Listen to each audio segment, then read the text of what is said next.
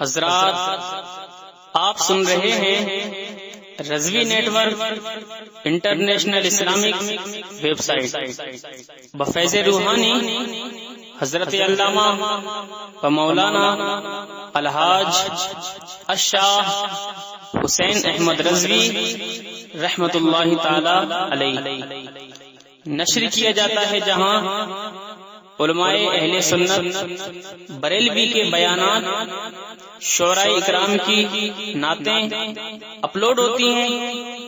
یہاں کسی بھی جاندار کی تصویر نہیں اپلوڈ ہوتی۔ آپ بھی چاہتے ہیں کہ ہمارے یہاں کے مذہبی پروگرام یہاں اپلوڈ ہوں تو ہم سے رابطہ کریں۔ الحاج شیخ سجاد حسین رضوی، واٹس ایپ نمبر 07878574416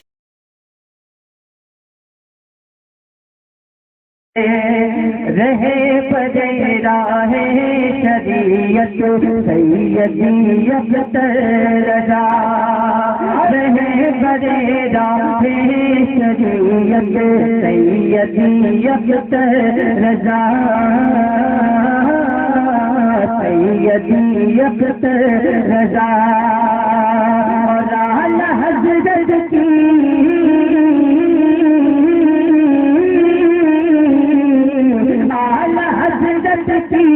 کرامت سیدی اختر رضا، حضرت کی کرامت سیدی اختر رضا، حضرت کی کرامت سیدی اختر رضا۔ اور میں ایک لفظ بگاڑ رہا ہوں، مجاہد گانے کی سماعت فرمائیں کہ ان کے آگے اب رت کی چلتی ہی نہیں، ان کے آگے اب کسی حضرت کی چلتی ہی نہیں، حضرت کی چلتی ہی نہیں، ان کے آگے اب کسی حضرت کی چلتی ہی نہیں، ہوتے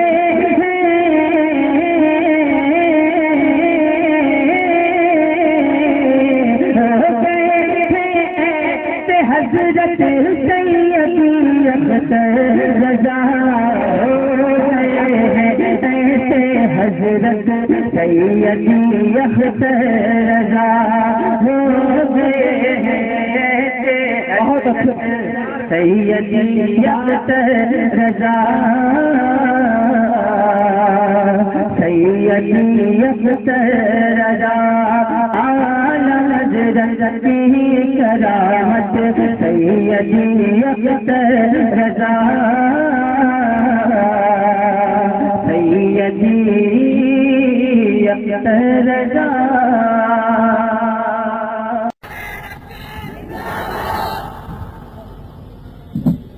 السلام علیکم ورحمۃ اللہ وبرکاتہ۔ الحمد للہ الحمد للہ رب العالمین،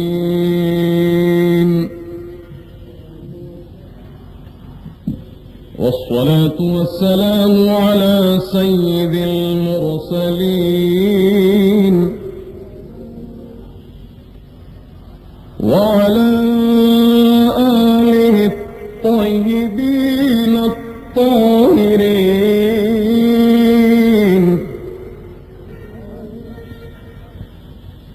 وأصحابه الكرام أجمعين، وعلى كل من هو محبوب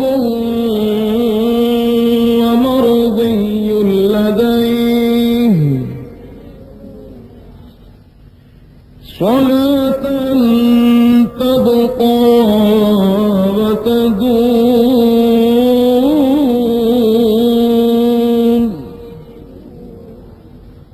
بدوام الملك الملك الحي القيوم أما بعد فأعوذ بالله من الشيطان الرجيم بسم الله الرحمن الرحيم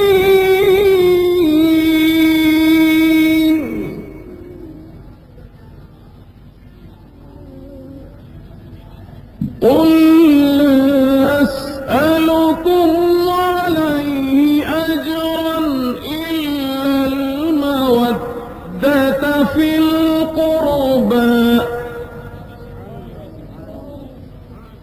صدق الله العظيم وبلغنا رسوله النبي الكريم ونحن على ما قال ربنا لمن الشاهدين والشاكرين والمطمئنين والموقنين والحمد لله رب العالمين وأفوض أمري إلى الله إن الله بصير بالعباد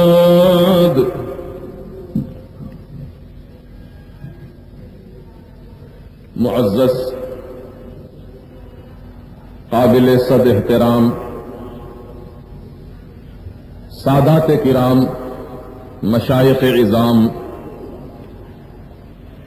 علماء ملت اسلامیہ رونق اسٹیج معززین بزرگوں نوجوانوں اور پردہ نشین میری ماؤں اور بہنوں دستور اہل سنت و جماعت کے مطابق ہم اور آپ عقیدت و محبت کے ساتھ بھرپور وارفتگی کے ساتھ ہمارے اور آپ کے ساری کائنات کے آقا و مولا مدنی دلہا تاجدار عرب و عجم رحمت للعالمین شفیع المذنبین سرکار ابد قرار سید ابرار عرب کے سورج عجم کے چاند اللہ کے پیارے ٹوٹے ہوئے دلوں کے سہارے شافع روز محشر ساقی حوض کوثر محبوب رب داور حضور احمد مجتبی محمد مصطفیٰ صلی اللہ تعالی علیہ وآلہ وسلم کی بارگاہ بے کس پناہ میں ہدیہ درود پاک پیش کریں اللہم صلی وسلم بارک علی سیدنا و شفیعنا ونبينا ومولانا محمد كما تحب وترضى بأن تصلي عليه صلاة وسلاما عليك يا سيدي يا حبيبي يا رسول الله صلى الله تعالى عليك وسلم محبوب کی محفل کو محبوب سجاتے ہیں محبوب کی محفل کو محبوب سجاتے ہیں آتے ہیں وہیں جن کو سرکار بلاتے ہیں آتے ہیں وہیں جن کو سرکار بلاتے ہیں اور کسی عاشق صادق نے حضور غریب نواز کی بارگاہ عالیہ میں اس طرح نظر عقیدت کو پیش کیا ارادے روز بنتے ہیں مگر ٹوٹ جاتے ہیں ارادے روز بنتے ہیں مگر ٹوٹ جاتے ہیں اجمیر وہی جاتے ہیں جنہیں خواجہ بلاتے ہیں یہ مکہ مسجد کا صحن ضرور ہے یہ اللہ تبارک و تعالیٰ کے مقدس گھر کا آنگن ہے جس میں ہمارا عقیدت و محبت کے پھول لے کر غریب نواز کی بارگاہ عالیہ میں نذران عقیدت پیش کرنے کے لیے جمع ہوئے ہیں یقیناً بڑے خوش نصیب ہیں وہ لوگ جو اس محفل مبارکہ میں تشریف لا کر اپنے آقاؤں کا اپنے محبوبوں کا اپنے پیاروں کا ذکر سنا اور سن رہے ہیں رب تبارک و تعالیٰ ایسی محفلیں ہم کو بار بار نصیب فرمائے عزیزان محترم ایسی محفلوں کے منعقد کرنے کا ایک سبب یہ بھی ہے، من جملہ اسباب کے ایک سبب یہ بھی ہے کہ ان آقاؤں کی نظر کرم ہم چاہتے ہیں، ان آقاؤں کی نظر کرم ہم چاہتے ہیں، اور ہمارا ایقان ہے، ہمارا ایمان اور وجدان ہے کہ اللہ کا ولی دنیا کے کسی مقام پر ہو اور آپ نے اللہ کے اس ولی کو دل کی گہرائیوں سے اگر یاد کیا ہے تو قسم وحدہ لا شریک کی وہ تمہاری طرف متوجہ ہو جاتے ہیں، یاد کرنے والے کی طرف متوجہ ہو جاتے ہیں اور اس کی دل کی فریاد سنتے ہیں اور اس کی کرم فرمائی کرتے ہیں۔ محترم بزرگوں، عزیز سامعین کرام، میرے پیر، پیروں کے پیر، بڑے پیر، غوث اعظم دستگیر، محبوب سبحانی، قطب ربانی، قندیل نورانی، حضور سیدنا شیخ عبد القادر جیلانی رضی المولا تعالی عنہ نے کیا ارشاد فرمایا؟ اللہ اللہ، مریدی لا تخف اللہ ربی، اے میرے مرید تو خوف مت کر، اے میرے مرید تو کبھی خوف نہ کر، کیونکہ اللہ میرا رب ہے، اللہ میرا رب ہے، اللہ میرا پروردگار ہے، اور اس رب قدیر نے مجھے یہ طاقتیں عطا کی ہیں، مجھے یہ تصرفات عطا کیے ہیں، مجھے یہ اختیارات عطا کیے ہیں کہ اے میرے مرید، اگر تم مشرق کے کنارے پر کھڑا ہو اور اگر میں مغرب کے کنارے پر کھڑا ہوں اور اگر تم مجھے یاد کر لے، تو میری دستگیری حاصل کرنا چاہے تو میں اپنے ہاتھ بڑھا کر تیری دستگیری کر دیتا ہوں، تیری مدد کرتا ہوں، اور کیونکہ میرا پروردگار مجھے اختیارات عطا فرمایا ہے، میرا رب مجھے تصرفات کا مالک و مختار بنایا ہے۔ اللہ اللہ، یہ خالق کل کی یقیناً احسان مندیاں احسان ہے، یہ اللہ تبارک و تعالیٰ کا احسان ہے جو اپنے ولیوں پر اس نے فرمایا، اپنے صدیقوں پر فرمایا، اپنے محبوبین پر فرمایا، نبیوں اور رسولوں کی مقدس جماعت پر فرمایا۔ اسی لیے تو ہم اللہ تبارک و تعالیٰ کی بارگاہ میں انعام یافتہ حضرات کے راستے پر چلنے کی دعائیں مانگتے ہیں۔ تو نظر کرم یہاں بھی ہوگی بھائی، نظر کرم تو یہاں ہو رہی ہے، اور جب محشر کا میدان ہوگا تو وہاں رسول کا دامن رحمت ہوگا، وہاں رسول کا دامن رحمت ہوگا، اور اس دامن رحمت میں ہم غلامان محمد رسول اللہ، ہم غلامان آل رسول اللہ، ہم غلامان سادات کرام، ہم غلامان اوس و خواجہ اپنے پیارے آقا کے مبارک دامن رحمت کے سائے میں جگہ پائیں گے، اور آقا ہم گناہگاروں کو اپنی رحمت کے سائے میں سایہ عطا فرمائیں گے، ہم گناہگاروں کو اپنی دامن کا سایہ عطا فرمائیں گے۔ تو آج کا دور سائنٹیفک دور ہے، آج کا دور سائنٹیفک دور ہے، خصوصاً نوجوان نسل یہ سوچنے پر مجبور ہوتی ہے کہ مولانا آپ جو فرما رہے ہیں کہ نبی کے دامن میں ہم کو جگہ ملے گی، نبی ہم کو اپنے دامن میں جگہ عطا فرمائیں گے، ہم نبی کے دامن رحمت کے سائے میں چھپیں گے، کب؟ قیامت کے میدان میں، جبکہ سوا نیزے کی بلندی پر سورج چمک رہا ہوگا، زمین تانبے کی طرح سرخ ہو چکی ہوگی، الاتش الاتش کی صدائیں بلند ہو رہی ہوگی، ماں اپنے اکلوتے بچے کو بھول جائے گی، باپ بیٹے کو بھول جائے گا، بیٹا ماں باپ کو بھول جائے گا، بھائی بھائی کو بھول جائے گا، کوئی کسی کو یاد نہیں کرے گا، کوئی کسی کی پرواہ نہیں کرے گا، کوئی کسی کی طرف متوجہ نہیں ہوگا، نفسی کا عالم ہوگا۔ یہاں تک کہ عام تو عام ہے، خواص یعنی انبیاء اور مرسلین کی زبانوں پر بھی یہی نعرہ ہوگا، اللہم ربنا نفسی نفسی، اللہم ربنا نفسی نفسی، لیکن ایک ذات ہوگی محشر کے میدان میں جو اپنے ہمارے آقا محمد رسول اللہ صلی اللہ تعالی علیہ وسلم کی وہ ذات مبارکہ ہے جن کی زبان پاک پر نفسی نفسی نہیں ہوگا بلکہ امتی امتی ہوگا، امتی امتی ہوگا۔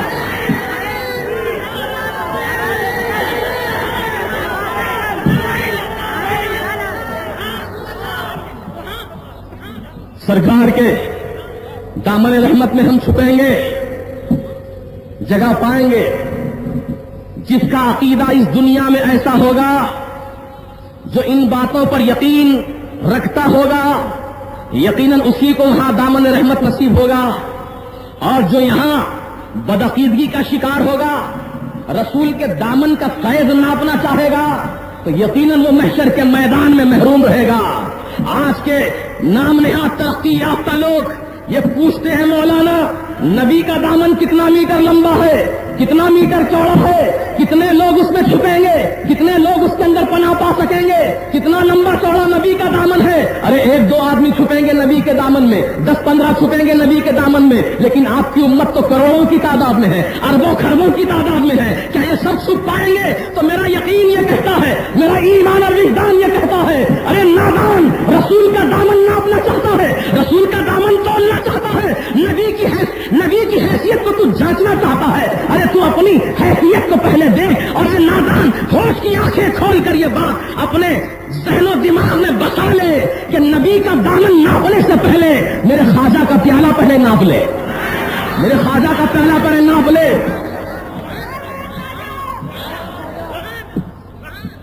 جانتے ہیں نا آپ, جب حضور سیدنا خواجہ خواجگان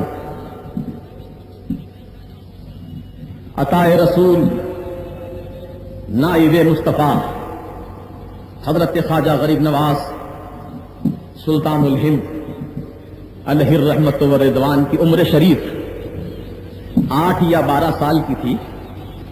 اپنے ورثے میں ملے باغیچے میں جو انگور کا باغ تھا, پانی سیراب کر رہے تھے. ایک اللہ کے ولی حضرت ابراہیم جن کا نام نامی اس میں گرامی ہے, وہ تشریف لے آئے. دیکھا چہرے کو, چہرہ چمک رہا تھا, پیشانی کو دیکھا, سعادت مندی کا ظہور تھا. کہا فرزند یہ باغ کو کیا کر رہے ہو؟ کہا حضور باغ کو پانی سیراب کر رہا ہوں. کہا ہے بچے, اے فرزند دل بند, اللہ تعالیٰ تجھ سے بہت بڑا کام لینے والا ہے. کہا کیا کام لینے والا ہے مجھ سے؟ کہا تو یہ انگور کے باغ کو پانی سیراب کرنے والا نہ بن, بلکہ چمنستان مصطفیٰ کو سیراب کرنے والا بن. دین اسلام کی یادیاری کر. اپنی جھولی سے ایک سوکھی روٹی کا ٹکڑا نکالا. اللہ کے اس ولی حضرت ابراہیم علیہ الرحمت و رضوان نے اپنے منہ میں ڈال کر چبایا, پھر اپنا جھوٹا نوالا حضرت خواجہ غریب نواز کے منہ میں رکھا. جب غریب نواز نے اللہ کے اس مقدس ولی کا نوالا تناول فرمایا, قسم وحدہ لا شریک کی, اسی وقت اللہ تبارک و تعالیٰ کی قدرت کاملہ کا ظہور ہوتا ہے اور آپ کی دلی کی دنیا میں انقلاب برپا ہوتا ہے. غریب نواز کے نگاہوں سے حجابات اٹھ جاتے ہیں اور آپ حقائق کا مشاہدہ فرماتے ہیں. دنیا سے دل اڑ جاتا ہے, باغ بغیچے سے دل اڑ جاتا ہے. کہتے ہیں کہ آپ نے اس باغ کو فوراً بیچ دیا جو اپنے باپ کے ورثے میں ملا تھا. حضرت خواجہ غیاث الدین نے آپ کو ورثے میں عطا کیا تھا. اپنے خاندانی باغ کو بیچ دیا, جو رقم ملی تھی اس رقم کو دین اسلام کی خدمت میں صرف کر دیا, اولیاء اللہ کی خدمت میں صرف کر دیا, اور آپ اللہ کی راہ میں, اللہ کی محبت میں دیوانہ وار نکل پڑے. یہاں تک کہ آپ کی ملاقات حضرت سیدنا خواجہ خواجگان خواجہ عثمان ہارون علیہ الرحمت و رضوان سے ہوتی ہے. آپ نے اپنے ارادت کے سلسلے میں داخل فرمایا, مرید بنایا, اور مرید بنانے کے بعد کئی دن تک اپنی صحبت بافیض سے آپ کو مستفید ہونے کا موقع عطا فرمایا. غریب نواز جب اپنے پیر و مرشد حضور سیدنا خواجہ عثمان ہارون کے ساتھ حج بیت اللہ کے لیے تشریف لے گئے تو صحن کعبہ میں جب مرشد اور مرید دونوں پہنچے تو مرشد کی زبان پاک سے یہ دعا نکلتی ہے, اے اللہ یہ معین الدین میرا مرید ہے, مولا اسے قبول فرما. آواز آئی, اے عثمان ہارون ہم نے تمہارے مرید معین الدین کو قبول کیا. اور مزید ارشاد ربانی یہ ہوا, اے عثمان ہارون ہم صرف تمہارے مرید ہی کو نہیں بلکہ تمہارے مرید کے قیامت تک جتنے مریدی میں داخل ہوں گے ان سب کو ہم نے قبول کیا.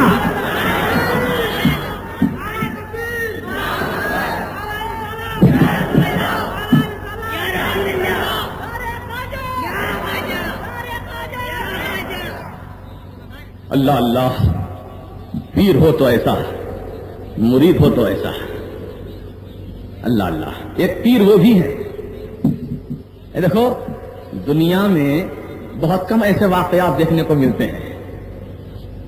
یوں تو عموماً مرید اپنے پیر پر ناز کرتا ہے, مرید اپنے شیخ کامل پر ناز کرتا ہے کہ میرا مرید بے مثال مرید ہے، میرا پیر بے مثال، میرا شیخ بے مثال.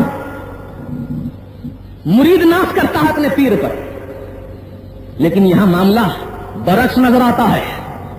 یہاں پیر اپنے مرید پر ناز فرما رہے ہیں. ایک واقعہ تو ہمیں یہ دیکھنے کو ملا کہ غریب نواز اپنے مرید صادق کو ساتھ لے کر فرماتے ہیں اللہ یہ میرا مرید ہے مولا اسے قبول فرما لے. آواز آئی قبول کر لیا، اسے بھی قبول کیا، ان کے سلسلے سے جتنے لوگ قیامت تک وابستہ ہوں گے ان سب کو قبول کیا. اور ایک پیر مرید کا واقعہ مجھے اور یاد آ رہا ہے، ذہن کو حاضر رکھیں. ایک بار درود شریف پڑھ لیں تو عرض کروں اللہم صلی علی سیدنا و شفیعنا و نبینا و مولانا محمد کما تحب و ترضا بان تصلی علیہ صلاۃ و سلام علیک یا رسول اللہ. وہ پیر جو اپنے مرید پر ناز کرتا ہے. یہ واقعہ تو آپ نے سنا، ایک واقعہ اور سن لو. ماہرہ کی سرزمین ہے،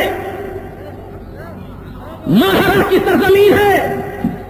سیدنا سرکار سید آل رسول رضی اللہ تعالیٰ عنہ پیر کامل ہیں، اور اس پیر کامل کی بارگاہ میں اعلی حضرت امام اہل سنت مجدد دین و ملت کنز الکرامت جبل الاستقامت دریائے رحمت آقائے نعمت امام احمد رضا خان فاضل عجم و عرب علیہ الرحمت و رضوان مرید بننے کے لیے تشریف لے جاتے ہیں، مرید ہونے کے لیے تشریف لے جاتے ہیں اپنے والد گرامی کے ساتھ.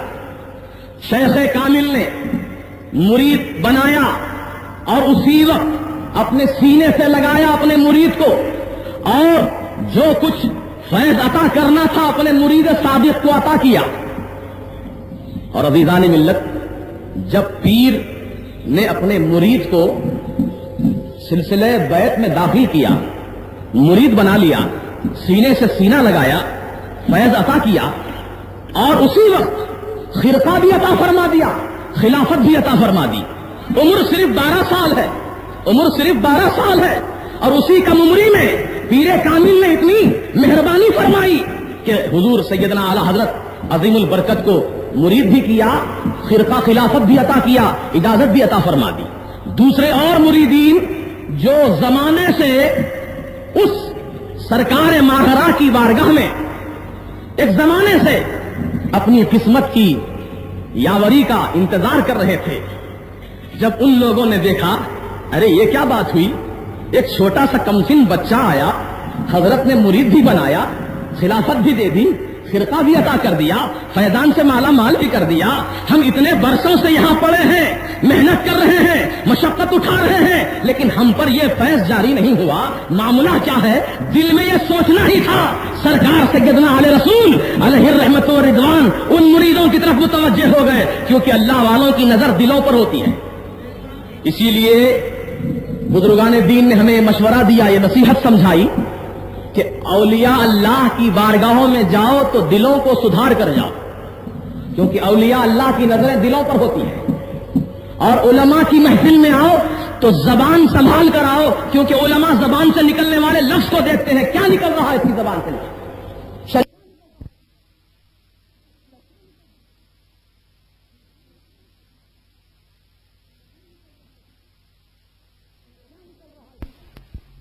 کیا نکل رہا ہے اس کی زبان سے. شرعی قوانین نافذ کر دیے جاتے ہیں. اگر کوئی غلط بات زبان سے نکل جائے، غلط جملہ کفریہ جملہ اگر زبان سے سرزد ہو جائے تو کفر کا فتویٰ لگ جاتا ہے اور اس کی شرعی سزا مقرر کر دی جاتی ہے. قصہ مختصر ہے. علماء زبان کو دیکھتے ہیں، اولیاء دلوں کو دیکھتے ہیں. حضرت نے اپنے مریدین کی دلی کیفیت کو جان لیا اور مسکرا کر فرمایا، اے میرے مریدوں، کیا تم یہ سمجھتے ہو کہ ننھا کمسن بچہ اس قابل نہیں تھا کہ میں نے اسے مرید بنایا، خرقہ دیا، خلافت دے دی، سب کچھ دے دیا؟ ارے احمد رضا کی مثال تو یوں سمجھو جیسے چراغ، لیمپ، شمع، جس میں تیل بھی ہے، بتی بھی ہے، حباب بھی لگا ہوا ہے، سب کچھ موجود ہے، کمپلیٹ چراغ ہے. فرماتے ہیں سیدنا سرکار علیہ رسول رضی اللہ تعالیٰ عنہ کہ احمد رضا ایک چراغ کی طرح تھا. تیل تھا، بتی تھی، حباب تھا، سب کچھ تھا. اسے جلانے کی دیر تھی، میں نے سینے سے سینہ لگایا اور اس چراغ کو میں نے روشن کر دیا. اللہ اور فرماتے ہیں پلٹ کر، اے میرے مریدوں سن لو، یہ میرا مرید ایسا مرید ہے احمد رضا کہ قیامت کے دن محشر کے میدان میں جب پروردگار عالم مجھ سے سوال فرمائے کہ اے آل رسول تم دنیا سے میری بارگاہ میں کیا لے کر آئے ہو، تو آل رسول فرماتے ہیں کہ میں اللہ تعالیٰ کی بارگاہ میں احمد رضا کا ہاتھ پکڑ کر پیش کروں گا اور کہوں گا مولا تیری دنیا سے احمد رضا کو لے کر آیا ہوں تیری بارگاہ میں. اللہ وہ اعلیٰ حضرت عظیم البرکت جن پر پیر ناز فرما رہے ہیں، پیر ناز فرما رہے ہیں، ایسے مرید بہت کم دیکھنے کو ملتے ہیں. ایک غریب نواز کی ذات پاک نظر آ رہی ہے، ایک اعلیٰ حضرت کی ذات نظر آ رہی ہے، اور بھی بزرگان دین ہوں گے جو میری معلومات میں نہیں ہوں گے، میری معلومات کے مطابق میں عرض کر رہا ہوں. تو بہرحال اللہ تبارک و تعالیٰ کا کرم یہ ہے کہ ہم ایسے دامن سے وابستہ ہیں. الحمدللہ ثم الحمدللہ. پروردگار عالم ہم کو بزرگان دین کے دامن کرم سے وابستہ رکھے اور ان کی عقیدت و محبت کا چراغ ہمارے سینوں میں ہمیشہ روشن رکھے. تو بات پھر آ جائیے اسی طرف لوٹ کر، نبی کا دامن ناپنے چلا تھا کہ نبی کا دامن کتنے میٹر لمبا، کتنے میٹر چوڑا، کتنے لوگ چھپیں گے نبی کے دامن میں.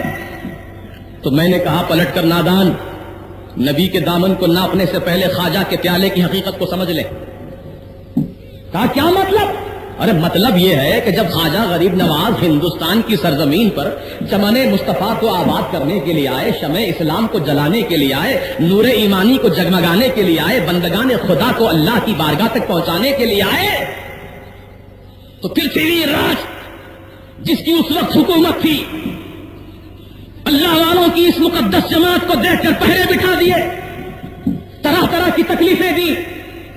جس طرح یزیدیوں نے امام حسین پر نہر فرات کا پانی بند کیا تھا، پرتھوی راج نے میرے خواجہ غریب نواز پر انا ساگر کا پانی بند کیا تھا. کہا معین الدین انا ساگر کا پانی سب پی سکتے ہیں لیکن تمہارے لیے نہیں. بند کرنا چاہا. میرے غریب نواز نے اپنے مرید کو حکم فرمایا، جا یہ خواجہ کا پیالہ ہے لے جا. انا ساگر کا پانی بھر لیا. مرید گیا، پیالے کو انا ساگر میں ڈالا، پانی کو بھر لیا. تالاب پورا سوکھ گیا، ایک قطرہ پانی کا باقی نہ رہا تالاب میں. چھوٹے سے کٹورے میں پورے تالاب کا پانی سمٹ کر آ گیا. تالاب خشک ہو گیا. مخلوق پریشان ہو گئی. چلے تھے غریب نواز پر پانی بند کرنے کے لیے، لیکن اب خود تڑپنے لگے، مچلنے لگے، پیاس سے بے قرار ہونے لگے. آئے غریب نواز کی بارگاہ میں، کہنے لگے حضور آپ تو رسول پاک محمد عربی صلی اللہ علیہ وسلم کی آل پاک ہیں، آپ کے اخلاق تو نہایت بلند ہیں. حضور یہ کیسی بات ہے کہ آپ دیکھ رہے ہیں کہ رعایا بھوکی مر رہی ہے، جانور پیاس سے تڑپ رہے ہیں. کیا اخلاق کا تقاضا یہ ہے کہ جانوروں کو بھوکا مارا جائے؟ کیا اخلاق کا تقاضا یہ ہے کہ انسانوں کو تڑپتا بلکتا ہوا دیکھا جائے؟ اے غریب نواز کرپا کیجئے، ہم سے خطا ہو گئی، معاف کر دیجئے، ہمیں سیراب کر دیجئے آقا. تو غریب نواز نے اپنے پیالے کے پانی کو واپس ڈالنے کا حکم فرمایا مرید کو. مرید لے کر گیا، واپس پانی جب ڈالا پیالے کا تو قسم خدا کی جس طرح تالاب پہلے جیسا بھرا تھا دوبارہ ویسے ہی لبریز ہو گیا. تو مجھے کہنے دو، خواجہ کے پیالہ بظاہر دیکھنے میں چھوٹا ہے، بظاہر دیکھنے میں مختصر ہے، لیکن اللہ تبارک و تعالیٰ نے اپنے ولی کے اس پیالے میں اتنی وسعت عطا فرمائی ہے کہ انا ساگر کا پانی سمٹ کر جب آ سکتا ہے تو میرے نبی کے دامن رحمت میں کتنی وسعت عطا فرمائی ہوگی.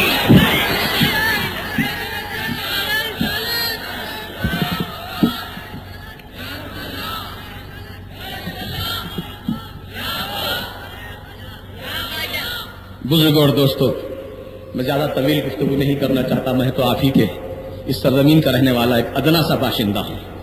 میں سادات کرام کا غلام ہوں. یقیناً سادات ہمارے آقا ہیں، یقیناً آقا ہیں، کیونکہ وہ آل رسول ہیں. وہ رسول کی نسل پاک سے ان کا تعلق ہے. اسی لیے تو میرے سرکار اعلیٰ حضرت نے کیا خوب فرمایا، یا رسول اللہ تیری نسل پاک میں ہے بچہ بچہ نور کا.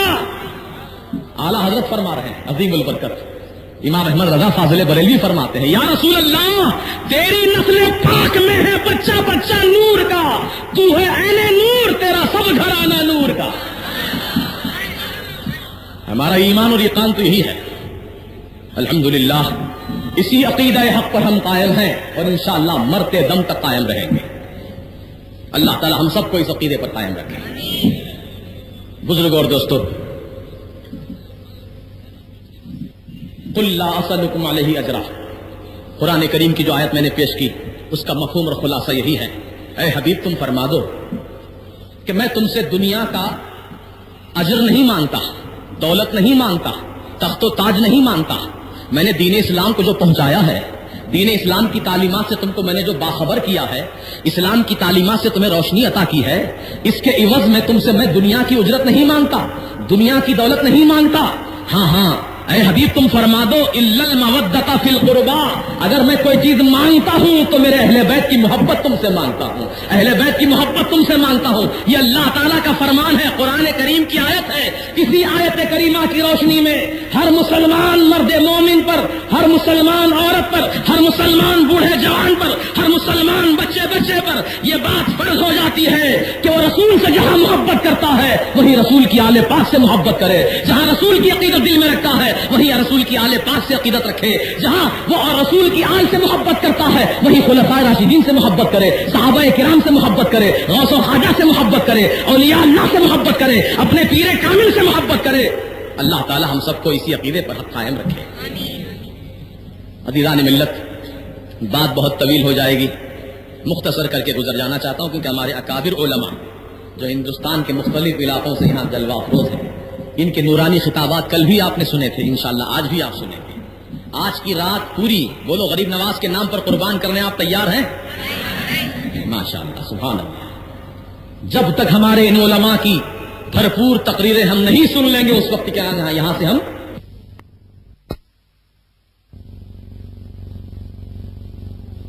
غریب نواز کرم فرما دیجیے ہم غلاموں پر سرکار۔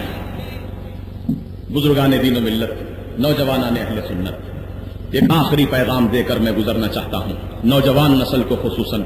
ابھی میرے ایک نوجوان بھائی نے نعرہ لگایا تھا دینی تعلیم زندہ باد، دینی تعلیم زندہ باد، بڑا پیارا نعرہ دیا، بہت اچھا نعرہ لگایا۔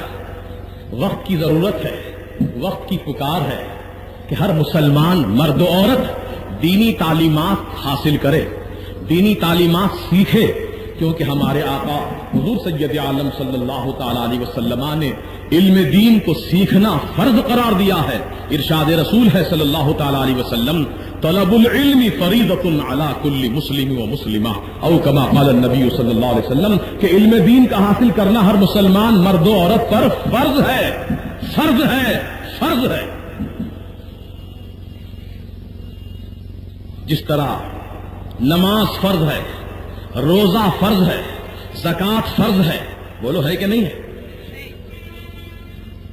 اللہ کے رسول نے بھی اپنی زبان پاک سے اعلان فرما دیا کہ ہر مسلمان مرد و عورت پر علم کا حاصل کرنا فرض ہے، فرض ہے۔ صریح حکم موجود ہے، حدیث پاک سے یہ ثابت ہوتا ہے۔ اللہ تعالی ہم سب مسلمانوں کو علم دین حاصل کرنے کی توفیق رفیق عطا کرے۔ آج جا بجا جہاں ہم کو دینی مدارس کا ایک جال بچھا ہوا نظر آتا ہے، یہ خوشائند بات ہے، بہت اچھی بات ہے کہ دینی تعلیم ہر جگہ ہو، ہر مسجد میں ہو، ہر گلی کوچے میں ہو، گھر گھر میں دینی تعلیم ہو۔ ہمارا پورا معاشرہ، ہمارا پورا سماج دینی تعلیم کی روشنی میں اپنی زندگی گزارے، کیونکہ بھائی میرے آقا فرماتے علم روشنی ہے، علم روشنی ہے۔ جس طرح رات کا مسافر بغیر روشنی کے راستہ نہیں چل سکتا، اسی طرح جب تک تمہارے پاس علم قرآن کی روشنی نہ ہو، علم مصطفیٰ کی روشنی نہ ہو، اس وقت تک تم آخرت کا سفر کا راستہ نہیں چل سکتے۔ یہ علم کی روشنی حاصل کرنا ضروری ہے۔ اللہ تبارک و تعالی ہم کو علم دین کی روشنی عطا فرماتے ہیں۔ صرف آمین کہہ دینے سے کام نہیں ہوگا، بلکہ کچھ جد و جہد بھی ہم کو کرنا ہوگا۔ ہمیں کچھ کوشش بھی کرنی ہوگی، محنت بھی کرنی ہوگی، وقت کی قربانی دینی ہوگی، اپنے آرام کو قربان کرنا ہوگا۔ یاد رکھو مسلمانوں، جو مرد مومن چھوٹی چھوٹی قربانیوں کے دینے کا عادی ہو جاتا ہے، وہ وقت آنے پر وہ بڑی قربانی بھی دے سکتا ہے۔ جو چھوٹی قربانی نہ دے سکے، وہ وقت آنے پر بڑی قربانی بھی نہیں دے سکتا۔ آج سب سے بڑا مسئلہ وقت کا ہے، ٹائم کا ہے۔ آج لوگ اتنے بزی ہیں، مصروف ہیں کہ ان کے پاس دین کا علم حاصل کرنے کے لیے ٹائم نہیں ہے۔ ہاں، ٹی وی دیکھنے کے لیے ٹائم ہے، وی سی آر دیکھنے کے لیے ٹائم ہے، دنیاوی شغف میں مشغول رہنے کے لیے ٹائم ہے، لیکن علم قرآن سیکھنے کے لیے ٹائم نہیں ہے، علم مصطفیٰ سیکھنے کے لیے ٹائم نہیں ہے۔ اللہ تبارک و تعالی ہم سب کو یہ توفیق دے کہ ہم دنیاوی، الحمدللہ، یہ دیکھیے ہمارے آل رسول حضرت علامہ مولانا سید شاہ فضل اللہ قادری صاحب تشریف لائے ہیں۔ نعرہ تکبیر، نعرہ رسالت، غوث پاک کا دامن، غوث پاک کا دامن، خواجہ غریب نواز کا دامن، سادات کرام کا دامن، سبحان اللہ، حدیثان مطلق، سادات کرام کا دامن، سبحان اللہ، حدیثان مطلق۔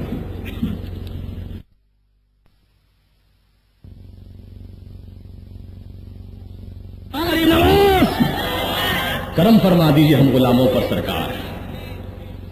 بزرگان دین و ملت، نوجوانان اہل سنت، ایک آخری پیغام دے کر میں گزرنا چاہتا ہوں نوجوان نسل کو خصوصاً۔ ابھی میرے ایک نوجوان بھائی نے نعرہ لگایا تھا، دینی تعلیم زندہ باد، دینی تعلیم زندہ باد۔ بڑا پیارا نعرہ دیا، بہت اچھا نعرہ لگایا۔ وقت کی ضرورت ہے، وقت کی پکار ہے کہ ہر مسلمان مرد و عورت دینی تعلیمات حاصل کرے، دینی تعلیمات سیکھے، کیونکہ ہمارے آقا حضور سید عالم صلی اللہ تعالی علیہ وسلم نے علم دین کو سیکھنا فرض قرار دیا ہے۔ ارشاد رسول ہے صلی اللہ تعالی علیہ وسلم، طلب العلم فریضۃ علی کل مسلم و مسلمہ، او کما قال النبی صلی اللہ علیہ وسلم، کہ علم دین کا حاصل کرنا ہر مسلمان مرد و عورت پر فرض ہے، فرض ہے، فرض ہے۔ جس طرح نماز فرض ہے، روزہ فرض ہے، زکوٰۃ فرض ہے، بولو ہے کہ نہیں ہے؟ اللہ کے رسول نے بھی اپنی زبان پاک سے اعلان فرما دیا کہ ہر مسلمان مرد و عورت پر علم کا حاصل کرنا فرض ہے، فرض ہے۔ صریح حکم موجود ہے، حدیث پاک سے یہ ثابت ہوتا ہے۔ اللہ تعالی ہم سب مسلمانوں کو علم دین حاصل کرنے کی توفیق رفیق عطا کرے۔ آج جا بجا جہاں ہم کو دینی مدارس کا ایک جال بچھا ہوا نظر آتا ہے، یہ خوشائند بات ہے، بہت اچھی بات ہے کہ دینی تعلیم ہر جگہ ہو، ہر مسجد میں ہو، ہر گلی کوچے میں ہو، گھر گھر میں دینی تعلیم ہو۔ ہمارا پورا معاشرہ، ہمارا پورا سماج دینی تعلیم کی روشنی میں اپنی زندگی گزارے، کیونکہ بھائی میرے آقا فرماتے علم روشنی ہے، علم روشنی ہے۔ جس طرح رات کا مسافر بغیر روشنی کے راستہ نہیں چل سکتا، اسی طرح جب تک تمہارے پاس علم قرآن کی روشنی نہ ہو، علم مصطفیٰ کی روشنی نہ ہو، اس وقت تک تم آخرت کا سفر کا راستہ نہیں چل سکتے۔ یہ علم کی روشنی حاصل کرنا ضروری ہے۔ اللہ تبارک و تعالی ہم کو علم دین کی روشنی عطا فرماتے ہیں۔ صرف آمین کہہ دینے سے کام نہیں ہوگا، بلکہ کچھ جد و جہد بھی ہم کو کرنا ہوگا، ہمیں کچھ کوشش بھی کرنی ہوگی، محنت بھی کرنی ہوگی، وقت کی قربانی دینی ہوگی، اپنے آرام کو قربان کرنا ہوگا۔ یاد رکھو مسلمانوں، جو مرد مومن چھوٹی چھوٹی قربانیوں کے دینے کا عادی ہو جاتا ہے، وہ وقت آنے پر وہ بڑی قربانی بھی دے سکتا ہے۔ جو چھوٹی قربانی نہ دے سکے، وہ وقت آنے پر بڑی قربانی بھی نہیں دے سکتا۔ آج سب سے بڑا مسئلہ وقت کا ہے، ٹائم کا ہے۔ آج لوگ اتنے بزی ہیں، مصروف ہیں کہ ان کے پاس دین کا علم حاصل کرنے کے لیے ٹائم نہیں ہے۔ ہاں، ٹی وی دیکھنے کے لیے ٹائم ہے، وی سی آر دیکھنے کے لیے ٹائم ہے، دنیاوی شغف میں مشغول رہنے کے لیے ٹائم ہے، لیکن علم قرآن سیکھنے کے لیے ٹائم نہیں ہے، علم مصطفیٰ سیکھنے کے لیے ٹائم نہیں ہے۔ اللہ تبارک و تعالی ہم سب کو یہ توفیق دے کہ ہم دنیاوی، الحمدللہ، یہ دیکھیے ہمارے آل رسول حضرت علامہ مولانا سید شاہ فضل اللہ قادری صاحب تشریف لائے ہیں۔ نعرہ تکبیر، نعرہ رسالت، غوث پاک کا دامن، غوث پاک کا دامن، خواجہ غریب نواز کا دامن، سادات کرام کا دامن. سبحان اللہ. عزیزان مدن، آج ہر کام کے لیے ہمارے پاس وقت ہے، لیکن دینی تعلیم کے لیے وقت نہیں ہے. یہ افسوس کی بات ہے. دینی تعلیم اس کا نام نہیں ہے کہ بچے کو آپ قرآن شریف پڑھنا سکھا دیا. الحمدللہ رب العالمین الرحمن الرحیم مالک یوم الدین ایاک نعبد وایاک نستعین اهدنا الصراط المستقیم صراط الذین انعمت علیہم غیر المغضوب علیہم ولا الضالین.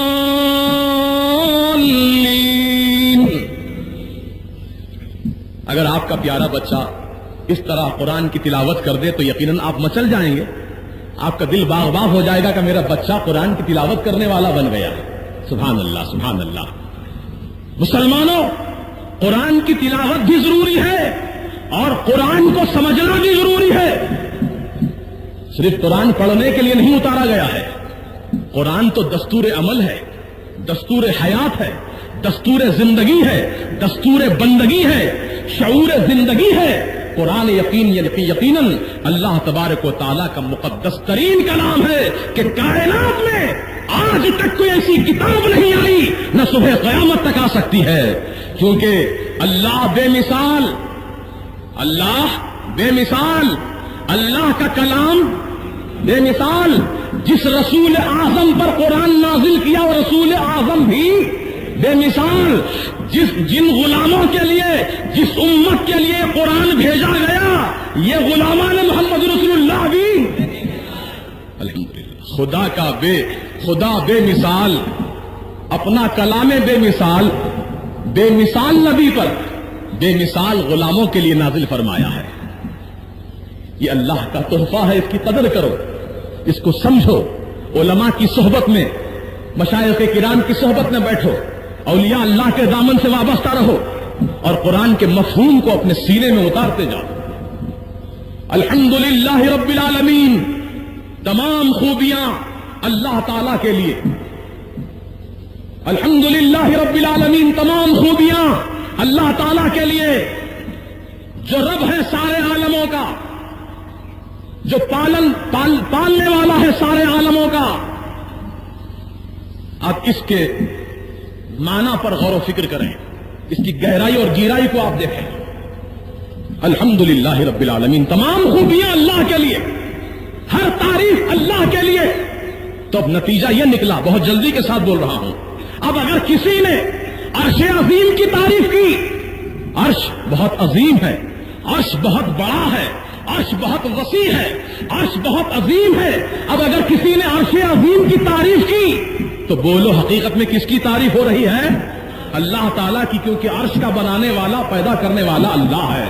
اب آپ نے کرسی کی تعریف کی، کرسی بہت عظیم ہے، کرسی عالی شان ہے، کرسی یاقوت و زمرد سے مزین ہے، کرسی بہت ہی عظیم الشان ہے. کرسی کی آپ نے تعریف کی تو بولو یہ آپ کرسی کی تعریف تو کر رہے ہیں، لیکن در حقیقت کس کی تعریف ہوگی؟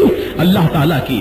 عرش کی تعریف کرو تو اللہ کی تعریف، کرسی کی تعریف کرو تو اللہ کی تعریف، لوح و قلم کی تعریف کرو تو اللہ کی تعریف، کعبۃ اللہ کی تعریف کرو تو اللہ کی تعریف، مسجد کی تعریف کرو تو اللہ کی تعریف، بیت اللہ کی تعریف کرو تو اللہ کی تعریف، ولی اللہ کی تعریف کرو تو اللہ کی تعریف، حبیب اللہ کی تعریف کرو تو اللہ کی تعریف. الحمدللہ رب العالمین، تمام تعریفیں، تمام خوبیاں اللہ تعالیٰ کے لیے سزاوار ہے. تو عزیزو، یقیناً رسول کا پیدا کرنے والا، رسول کا بنانے والا، ولی کا پیدا کرنے والا اور ولی کو دنیا میں مبعوث بھیجنے والا یقیناً اللہ تبارک و تعالیٰ ہے. تو ہم ولی کی جو شان بیان کر رہے ہیں تو کوئی یہ نہ سمجھے کہ خدا کے گھر میں غیر اللہ کا نام لے رہے ہیں، خدا کے گھر میں غیر اللہ کا ذکر کر رہے ہیں. نہیں، یہ غیر اللہ نہیں ہے، اہل اللہ ہے. غیر اللہ نہیں ہے، اہل اللہ ہے. غیر اللہ کون ہے؟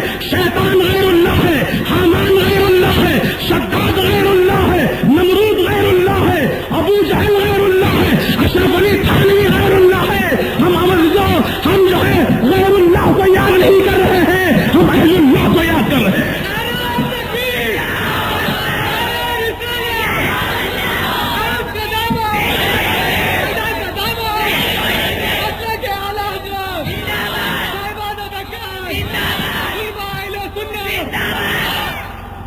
درود پاک پڑھ لیجیے. اللہم صلی علی سیدنا نبینا مولانا محمد مبارک وسلم صلاۃ وسلام علیہ رسول اللہ. حضرات، ہمارے حیدرآباد میں بہت سنجیدگی کے ساتھ عرض کر رہا ہوں، ایک ماحول آج سے 10-15 سال پہلے، 20 سال پہلے ایسا پیارا ماحول تھا. سنیت بڑی مستحکم تھی، عقیدت کی بنیادیں مضبوط تھیں، نوجوان نسل عاشقان غوث و خواجہ نظر آتے تھے، بوڑھے جوان سبھی اللہ والوں کے چاہنے والے تھے. لیکن یہ 15-20 سال کے عرصے میں نہ جانے کس بدعقیدہ کی بد نظر ہمیں لگ گئی ہے کہ ہماری نوجوان نسل آج اہل سنت و جماعت کو چھوڑ کر دوسری اور جماعتوں سے وابستہ ہو رہے ہیں. مثلا میں صاف لفظوں میں کہنا چاہتا ہوں، کیونکہ مجیب علی رضوی ڈنکے کی چوٹ کہنا چاہتا ہے، کان میں نہیں میدان میں کہنا چاہتا ہے تاکہ سب سن لیں. تبلیغی جماعت کا ایک دور تھا، مودودی جماعت کا ایک دور تھا. یہ لوگ اپنی جماعتوں کو پھیلاتے رہے، بڑھاتے رہے، بھٹکاتے رہے. لیکن آج اہل حدیث جماعت جو حقیقت میں غیر مقلدین ہے، یہ کسی امام کے مقلد نہیں ہے، یہ ڈائریکٹ اللہ کو مانتے ہیں، اللہ کے رسول کی حدیث کو مانتے ہیں اور کسی چیز کو نہیں مانتے. یہ غیر مقلد ہے. یہ اہل حدیث کا فرقہ آج بڑی تیزی کے ساتھ پھیل رہا ہے، اور خصوصاً نوجوان نسل جو سعودی ریٹرن ہے، جو دبئی ریٹرن ہے، وہ پکے ہو کے آ رہے ہیں.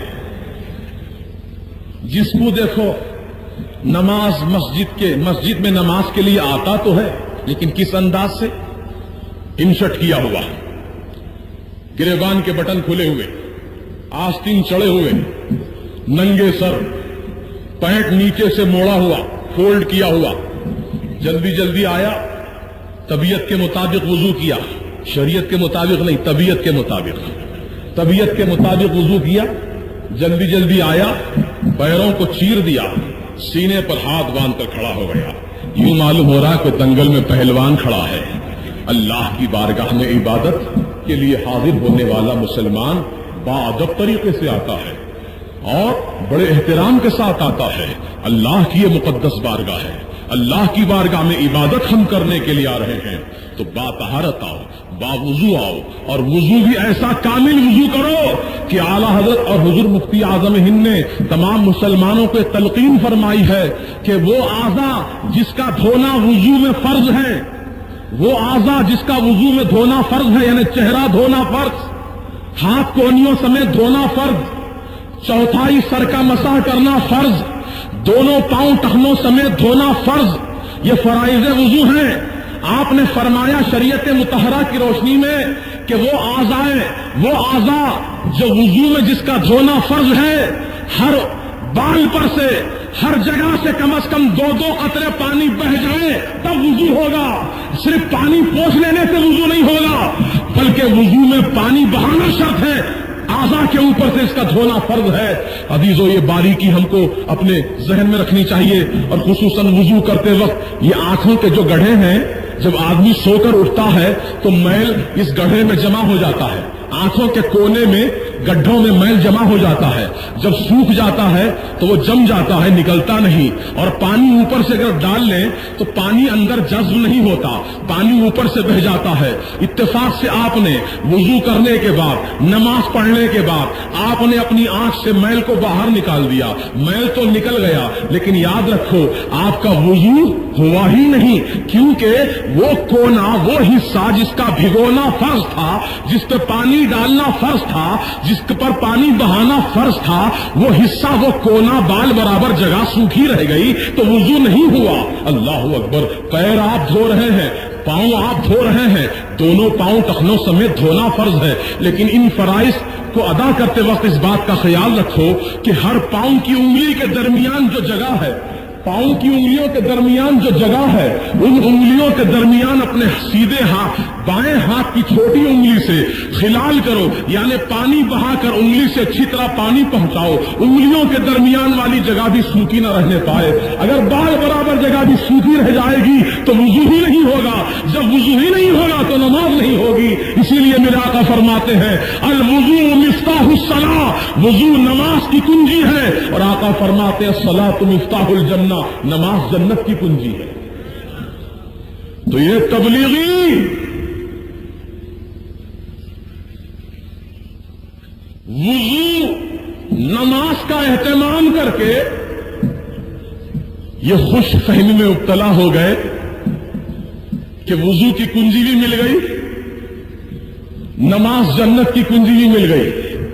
اب ہمیں کسی غوث کی کیا ضرورت ہے، کسی خواجہ کی کیا ضرورت ہے، کسی رسول کی ہمیں کیا ضرورت ہے؟ کنجی تو جنت کی ہمارے پاس ہے۔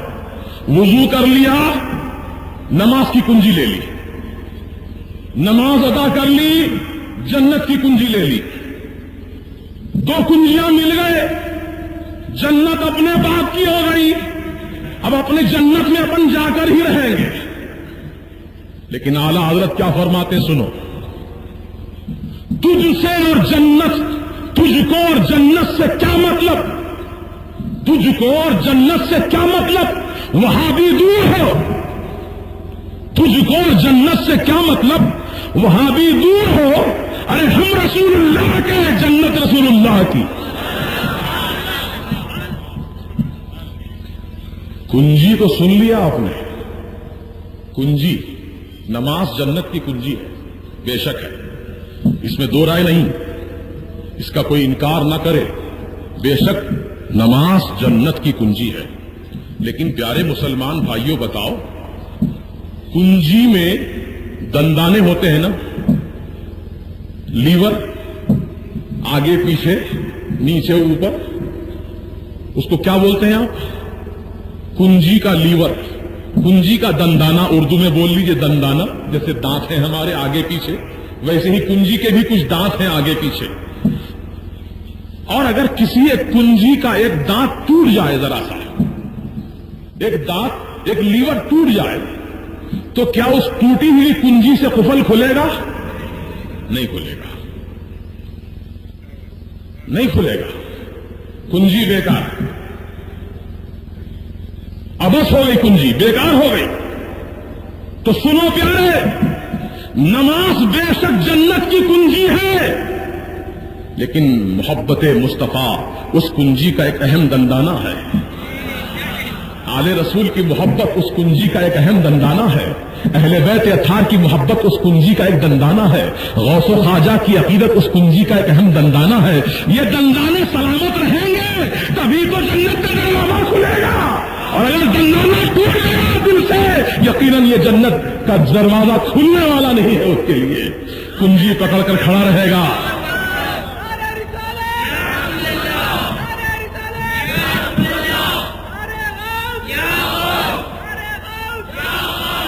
آخری بات کہہ کر گزرتا ہوں، ہمارے مشائخ کرام، علماء اعظام کی وساطت سے، ان کی دعاؤں کے سہارے سے، میرے سرکار خواجہ غریب النواز کے سہارے سے، حضور سیدنا خواجہ بندہ نواز کے سہارے سے، سرکار سیدنا امام حسین کے سہارے سے، سرکار سیدنا علی مرتضیٰ کے سہارے سے، سرکار سیدنا عثمان غنی کے سہارے سے، سرکار سیدنا عمر فاروق کے سہارے سے، سرکار سیدنا ابوبکر صدیق رضی اللہ عنہ کے سہارے سے، میرے آقا حضور سید عالم صلی اللہ تعالیٰ علیہ وسلم کے سہارے سے، میرے مولا تعالیٰ، میرے رب تبارک و تعالیٰ کے فضل و کرم کے سہارے سے، یہ فقیر اعلان آج کرنا چاہتا ہے اس بھری محفل میں، اور ببانگے دہل کہنا چاہتا ہے کہ سن لو مسلمانوں، اس پوری روئے زمین پر،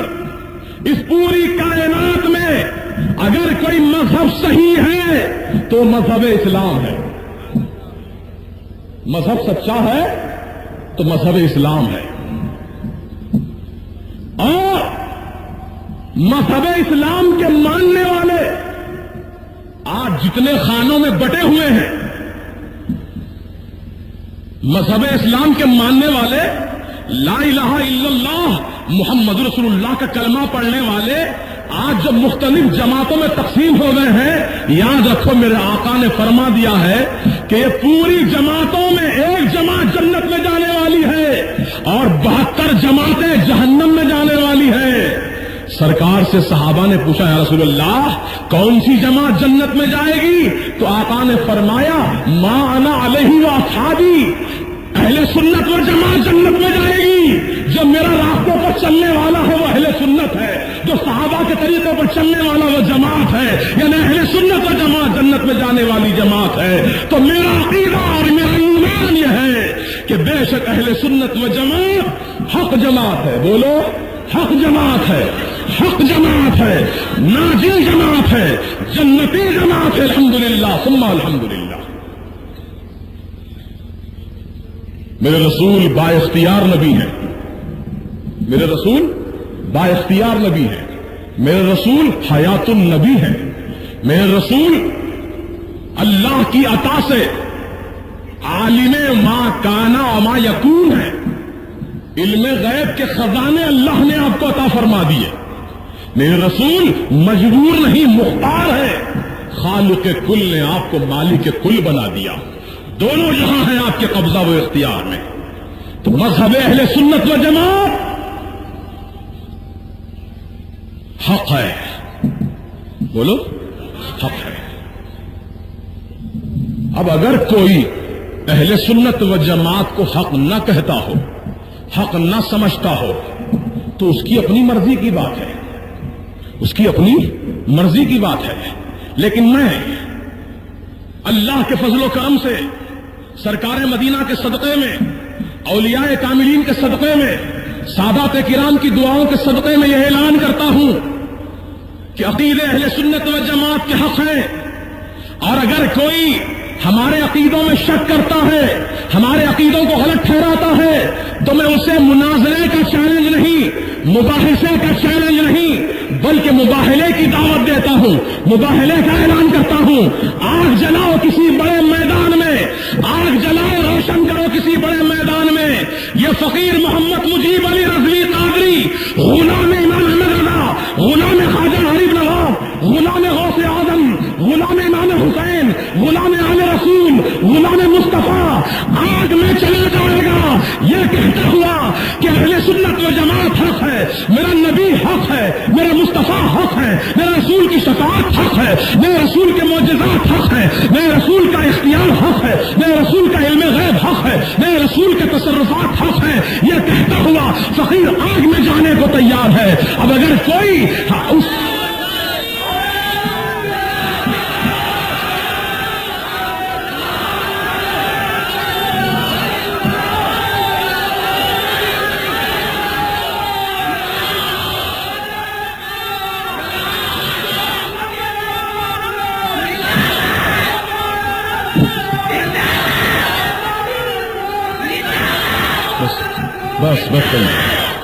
بس کریے. صرف جذباتی چند وقتوں کے لیے ہونا یہ فائدہ مند نہیں ہے، بلکہ عشق مصطفیٰ کا سرمایہ ہر دم تازہ رکھو، تابندہ رکھو، دل کی دنیا میں سجائے رکھو. عشق مصطفیٰ کی حرارت جب تک باقی ہے ایمان ہمارا سلامت ہے. عزیزان ملت، ہماری قوم کو نہ لڑاؤ. اے وہابیوں بدعقیدوں، ہماری قوم کے نوجوانوں کو نہ لڑاؤ آپس میں. خاندانوں میں جھگڑا نہ ڈالو، مسجدوں میں فتنے پیدا مت کرو، گلیوں کوچوں میں فتنہ فساد نہ برپا کرو. ہماری قوم آپس میں لڑتے لڑتے بہت کمزور ہو گئی ہے، ہماری قوم آپس میں لڑتے لڑتے بہت بگڑ چکی ہے، ہماری قوم آپس میں لڑتے لڑتے بہت ہی زیادہ انحطاط پذیر ہو چکی ہے، تارے مذلت کے گڑے میں گری جا رہی ہے. خدا و رسول کا واسطہ तुम हमारी कौम में फसाद न बरपा करो, हमारी कौम के नौजवानों में इंतशार न डालो। आप मौलवी मुकाबला करेंगे, बुलाओ तुम्हारे मौलवी को भी, और ये फकीर भी इंशाअल्लाह मुकाबले के लिए तैयार है। जहां चाहो जिस मकाम पर इंशाअल्लाह अपनी तरफ से अपनी जान अल्लाह के हवाले, अल्लाह के रसूल की मोहब्बत में जानिसार करने का जज्बा रखता है, ताकि दुनिया वाले देखकर फैसला कर ले हक क्या है और बातिल क्या है। क्योंकि मेरा ईमान यह है कि मेरा अकीदा सच्चा है। मैं अपने अकीदे की हक्कानियत की बुनियाद पर, अपने रसूल आजम के मुख्तार कुल होने की बुनियाद पर, अपने रसूल की आलिम गैब होने की बुनियाद पर अगर मैं आग में चला जाऊं तो खुदा कसम वहदहू ला शरीक की, अल्लाह ताला की कुदरत कामिला से, अल्लाह ताला की रहमत कामिला से, मुस्तफा जान रहमत की रहमत के सदक़े में वो आग मेरे लिए ठंडी हो जाएगी। जिस तरह अल्लाह ताला ने अपने खलील के लिए आग को ठंडा होने का हुक्म फरमाया, कुल्ना या नारू कूनी बरदम व सलामन अला इब्राहिम, ऐ आग तू ठंडी हो जा मेरे इब्राहिम पर, इसे जलाना नहीं, ठंडी हो जा। और इतनी भी ठंडी ना होना कि मेरे इब्राहिम को जाड़ा हो, मेरे इब्राहिम को सर्दी लग जाए, बल्कि इतनी ठंडी हो कि मेरा इब्राहिम सलामत रह सके। अजीजों, दुनिया देखकर फैसला कर लेगी कि हक क्या है बातिल क्या है। जो आग में जाने के बाद जिंदा रहेगा वो हक है, उसका अकीदा सच्चा है, उसका मजहब सच्चा है, उसका मसलक सच्चा है। और जो आग में जाने के बाद जल जाए, झिलस जाए, समझो उसका अकीदा गलत है, उसका अकीदा ईकान गलत है। दुनिया वाले देखकर फैसला कर लेंगे और हक्कानियत के रास्ते पर आ जाएंगे, बगैर किसी लड़ाई झगड़े के। इंशाअल्लाह हक का रास्ता कौम और मिल्लत को मालूम हो जाएगा। हम नहीं चाहते कि कौम और मिल्लत आपस में लड़े, बल्कि हम तमाम बदअकीदा जमातों के मौलवियों को ये दावत गौर फिक्र देना चाहते हैं कि आप लोग इस दावत पर गौर फिक्र करते हुए हमारी इस दावत को कबूल करें और आए अल्लाह तबारक व तआला की राह में हक्कानियत को साबित करने की नीयत। अल्लाह ताला हम सबको हक पर जिंदा रखे, बोलो हक पर जिंदा रखे, हक पर मरने की तौफीक रफीक अता करे। वाखिरु दावाना अनिल हम्दुलिल्लाहि रब्बिल आलमीन। मोहतरम बुजुर्गो, दारुल उलूम फैज़ रज़ा के 3 तलबा जो इस साल अल्हम्दुलिल्लाह फारिग होकर आपके सामने आए हैं, हाफिज कुरान बनकर आए हैं, उनकी दस्तारबंदी हमारे मुबारक उलमा और मशाइख किराम के हाथों से की जाएगी। उसके बाद हमारे मुअज़्ज़ज़ में देखो वादा कर लिए हैं आपके जाएंगे नहीं, ख्वाजा के दीवाने जाएंगे नहीं आज जब तक हमारे उलमाए किराम की भरपूर तकरीर नहीं सुन लेंगे। क्योंकि कल इतवार है, आप फजर की नमाज पढ़कर अपने घर जाएं, सुबह से जोहर तक आप आराम करें, आपको इजाजत है। फिर जोहर का जब वक्त हो जाए तो उठकर अल्लाह की बारगाह में पेशानी झुका लें। अल्लाह ताला हम सबको नमाजों की पाबंदी की तौफीक अता करे। हम नियाज वाले भी बने, नमाजी बने, नमाजी नियाजी दोनों बने। गौसो ख्वाजा की बारगाह में नियाज अदा करें तो रब की बारगाह में नमाज अदा करें। अल्लाह ताला हम सबको तौफीक रफीक अता करे। तो आइए अब नाम ले लो। हाफिज मोहम्मद मुश्ताक वल्द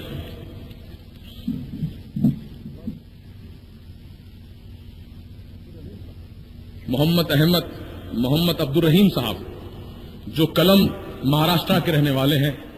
अल्हम्दुलिल्लाह इन्होंने बहुत ही कम मुद्दत के अंदर कुरान शरीफ को हिफ्ज़ किया।